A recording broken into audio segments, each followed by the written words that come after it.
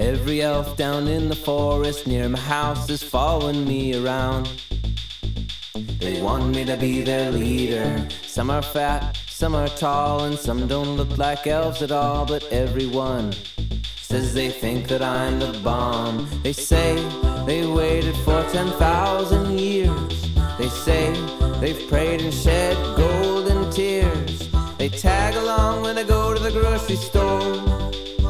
You can't see them, but they're there. Now I got no children, got no wife, got no mitigating circumstances in my life.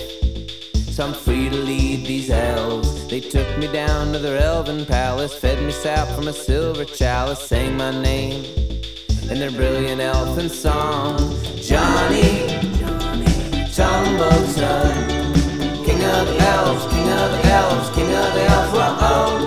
Johnny, Tumbleton, king of the elves, king of the elves, king of the elves. Whoa-oh. So I quit my job, I sold my house, and I packed up to live way out in the trees beneath the summer sun. No one came to look for me, there was no one who would be alarmed by my sudden disappearance. We played and jumped as it got dark. We danced and sang and ate tree bark. Oh, time seemed to move so fast. I met a cute little elven lass. She took my hand, she became my queen.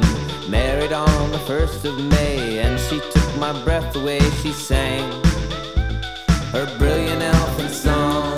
Johnny, Tumbleton, king of the elves, king of the elves, king of the elves. Whoa-oh. Johnny, Tumbleton, king of the elves, king of the elves, king of the elves. Whoa-oh. The elves listen to what I say. I got tons of responsibility. I run this elven town from the treetops on down. Our son was born February 10th, half human and half elven. He's the best, he's the best, he's the best of both worlds. Time goes on and love it grows in the forest where nobody knows. We go about our elven lives on summer nights when the wind blows clear. If you listen close, you may just hear the elves and me singing our elven song.